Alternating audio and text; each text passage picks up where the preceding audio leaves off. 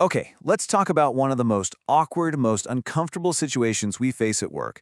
Trying to break into a conversation with a really important idea without feeling like you're completely derailing everything. You know that feeling, right? You're in a meeting, someone is just on a roll, and you are sitting there with this brilliant idea, this crucial piece of information, but there's just no way in. The conversational door is locked shut, and the monologue just keeps on going. And what's stopping you?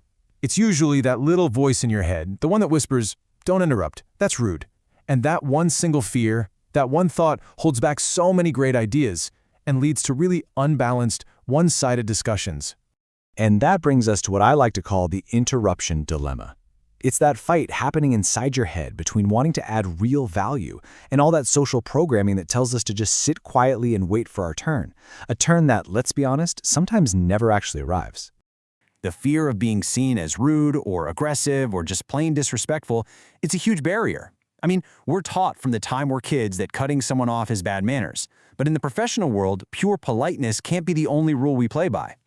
So let's flip this around. What's the real cost of you staying silent? Well, it's lost ideas. It's missed chances for real innovation. It's meetings that are totally dominated by the loudest person in the room, not always the one with the best ideas. Believe me, your silence has a price. This is where we need to have a major mindset shift. We have to understand that not all conversational overlaps are rude interruptions. In fact, sometimes they can be the exact opposite. Sociolinguists actually have a name for this. It's called cooperative overlap. This one idea completely reframes everything. See, it's not about interrupting someone. It's about talking along with them to show that you're engaged, you're excited by their point, and you want to build on it. It's actually a sign of support. And this is the critical difference.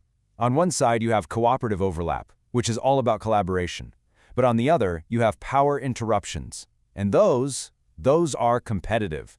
They're designed to grab control, assert dominance, and pretty much shut the other person down. Our goal here is to master the first and completely avoid the second. So how do you do it? How do you make sure your break-in is seen as cooperative and not competitive? Well, there's a simple three-step method I call the pivot. It really is this simple. First, you signal your intent to speak. Second, you validate what the other person is saying. And third, you pivot to your point. Signal, validate, pivot. Think of it as a blueprint for turning a potential interruption into a welcome contribution. So, step 1, signal. Here's a cool little brain hack. Hearing our own name instantly grabs our attention and creates a natural pause. So, using their name firmly but politely, like saying, "John, can I jump in real quick here?" is a super respectful way to get their attention. Next, you validate. A lot of people talk endlessly because deep down they don't feel like they're being heard. Just by acknowledging their point, you show you are actually listening, and that instantly lowers their defenses. Then you can smoothly pivot, connecting your idea to theirs. You're building a bridge, not a wall. Now, to make that pivot even smoother, let's stock up your diplomatic toolkit with a few must-have verbal and nonverbal tricks. Linguists have a fancy term for these, regressive actions, but let's just call them softening phrases. They frame what you're about to say as an addition, not an attack. Using phrases like, "to build on that," or "I see what you mean," and signals right from the start that you're on their team. Your body can signal you want to talk before you even say a word. Making eye contact, leaning forward just a bit, or even raising a hand can create that opening you need. These are nonverbal pre-signals, and they let the whole room know you've got something to add. Now let's talk about what not to do. A you statement always feels like an accusation. Think about it. You never let anyone else speak. That immediately puts the other person on the defensive and just turns the whole thing into a fight. Now contrast that with an I statement. This gets at the exact same problem but focuses on your experience instead of their behavior. It's way less confrontational, and honestly, it's hard to argue with. You're just talking about how you feel, which opens the door to finding a solution together. And this brings us to a much bigger idea. Mastering this skill isn't just about getting your own thoughts heard. It's about stepping up and taking on a leadership role as a steward of the conversation. When you learn how to jump in constructively, you actually transform the act itself.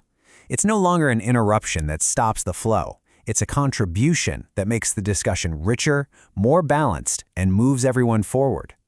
And when you tactfully make space for your own voice, you're also setting an example for others. You help create a more inclusive culture where good dialogue is the norm. You actually encourage the quieter people in the room to speak up too. So I'll leave you with this thought. What if airtime in a meeting isn't something to be owned by the fastest or the loudest person? What if it's a shared resource that we all manage for the good of the group? When you start seeing yourself as a steward of that space, interrupting politely stops being just a tactic, it becomes a true act of leadership.